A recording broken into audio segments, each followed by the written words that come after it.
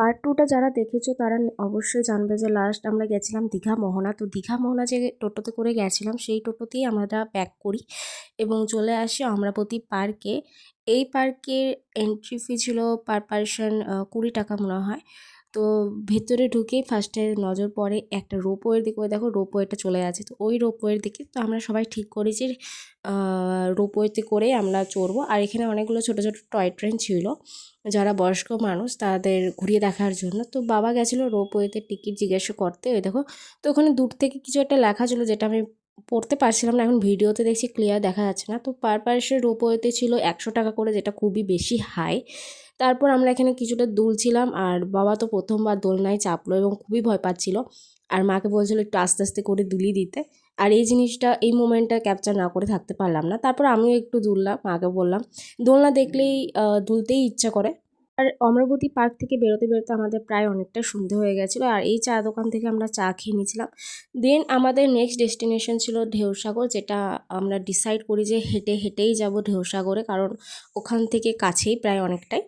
তারপর এই ঢেউসাগর আমাদের যাওয়ার প্ল্যানটা একটু রাত করেই করি, কারণ এই লাইটিংয়ের জন্য। লাইটিংগুলো আমার এত ভালো লাগে। আগেরবার এসেছিলাম কিন্তু আমরা ঢেউসাগরে ঢুকিনি, তাই এবছর ঢেউসাগরে ঢুকেছি। আর এই ঢেউসাগর ঢুকতে ঢুকতে প্রায় আমাদের সন্ধ্যে 6টা কি 5:30 বেজে গেছিলো। তাতেও দেখো কত সুন্দর দেখাচ্ছে, অন্ধকার, একটু হালকা ভিড়ও ছিল। আর আমাদের এখান থেকে নেক্সট ডেস্টিনেশন ছিল ওল্ড দীঘা। তো বারবার এক জায়গা থেকে আরেক জায়গা আবার ফিরে সে এক জায়গা, তো এরকম। তো যাদের ক্ষেত্রে 2 দিনের ট্যুর থাকবে তাদের ক্ষেত্রে এই জিনিসটা বেশ সুবিধা হবে। তারপর এখানে একটা গলির মতন ছিল যেখানে অনেক রকমের লাইটিং ছিল, আর আমার ফোনের ক্যামেরাটা একটু রেড কালারটা বেশি ক্যাপচার করে, তো সেজন্য আরও বেশি লাল কালার লাগছিল। তারপর এখানে আমরা 3জনকে একটা ফটোশ্যুট করে ফেলেছি। তারপর হাঁটতে হাঁটতে অনেক জায়গা ঘুরলাম, অনেক জায়গা দেখলাম। আর এইখানে হাঁটতে হাঁটতে একটা দেখতে পেলাম ময়ূরপঙ্খী, যেটা আমরা সকালবেলাতেই বিচে চান করতে গিয়ে দেখতে পেয়েছিলাম, বাট বুঝতে পারছিলাম না এই জায়গাটা কোথায়। তো ওখানেও দাঁড়িয়ে কয়েকটা ফটোশ্যুট করে নিলাম। আর এখানে একটা বিশ্ব বাংলার কিছু লোগো ফোগো দেওয়া আছে। সামনে, এটার সামনে একটা হ্রদ ছিল যেখানে আমরা বেশ হাসি মজা করছিলাম, ফটো তুললাম। হাঁটতে হাঁটতে অনেক দূর চলে এসেছি, এই জন্য একটু বসেও নিয়েছিলাম এখানে। আর যেখানে বসেছি সেটার পাশে এরকম হাত মতন কিছু একটা করা আছে, আর ওখানে দোলনা আছে, বাট এগুলো পুরোপুরি বন্ধ করে দিয়েছে। আমি জানি না কেন বন্ধ করে দিয়েছে, মানে সকালেও চালু থাকে নাকি শুধু রাতে বন্ধ করে দিয়েছে সেটা জানা ছিল না। তারপর আমরা ওখান থেকে আবার একটা অটো বুক করি, যেখানে আমরা ওল্ড দীঘা বিচ মার্কেটে চলে আসি। এখান থেকে আমাদের শপিং করার প্ল্যান ছিল। নিউ দীঘাতে অত দোকান না থাকলেও ওল্ড দীঘাতে অনেক রকমের দোকান আছে, আর এখান থেকে খাওয়া দাওয়ারও, রাতের একবার ডিনারটাও নিয়ে যাওয়ার প্ল্যানও ছিল। ফার্স্টে একটা দোকানে ঢুকেছিলাম কাজু কিনবার জন্য, বাট ওখানে কাজু ভালো পাইনি বলে এই চিক্কি আর তিলের নাড়ুটা নিয়েছিলাম।